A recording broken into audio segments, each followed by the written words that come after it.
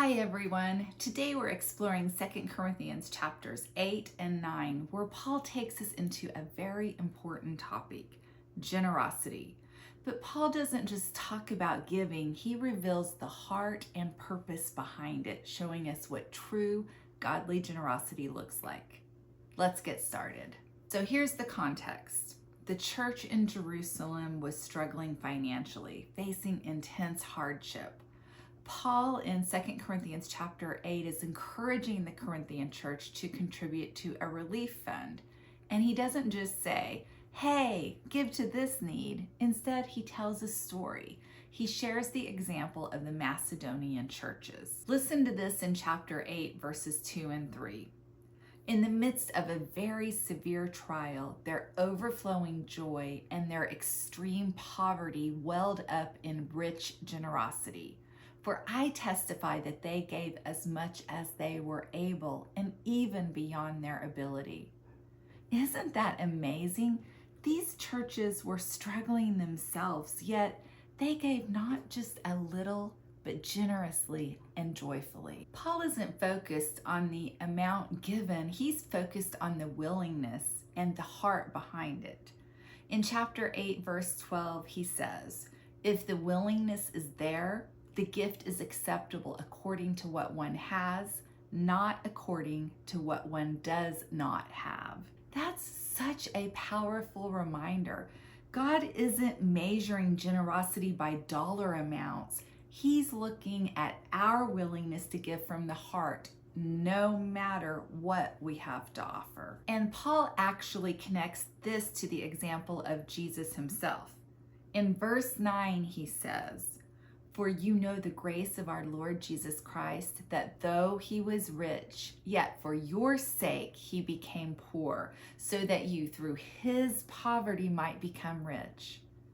Jesus gave everything out of love for us, and that's the example we follow when we give. Then in chapter 9, Paul dives deeper into the impact of generosity. Here's one of the most well-known verses. It's chapter 9, verse 7.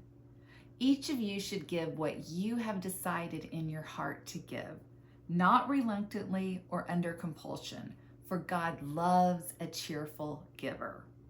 Think about that. God loves when we give joyfully out of a heart that's willing and happy to give. But Paul doesn't stop there. He explains the impact that generosity has, not just for the people receiving the gift, but for us as givers and for the wider community as a whole.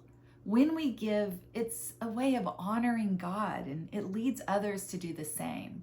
He says in verse 12, this service that you perform is not only supplying the needs of the Lord's people, but is also overflowing in many expressions of thanks to God.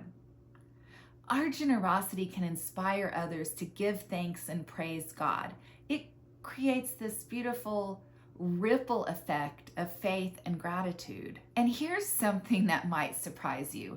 Paul isn't worried about the Corinthians' ability to give.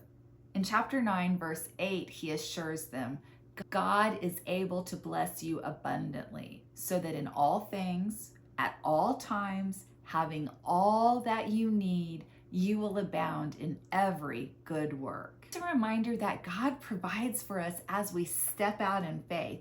We don't need to hold back in fear. God's generosity towards us equips us to be generous in turn. What would it look like to have a heart that's always ready to give?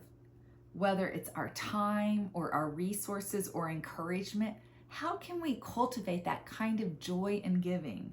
Not because we have to, but because we want more than anything to reflect God's love. And here's another question for us to consider. Who around me can I bless?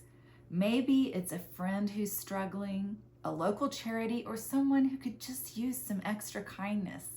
We have opportunities every day to give from the heart, trusting that God will use it for his glory. So let's remember, generosity, it isn't just a transaction, it's an expression of faith. And when we give, we're joining God in his work. We're inspiring others and we're drawing closer to him.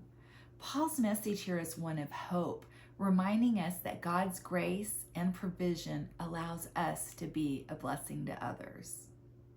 So let's pray. Father, I just thank you that you loved us so generously to give us your Son, and that Jesus loved us so generously to give us his life. Father, help us to be generous givers. Jesus gave everything out of love for us, and I want to thank you, Father, for that. Thank you for just every single day in our lives reminding us what Jesus did for us on the cross, and that because of his love that we should also love each other, and that includes being generous in our giving. I thank you, Father, that you bless each and every person that hears the sound of my voice today. In Jesus' name I pray.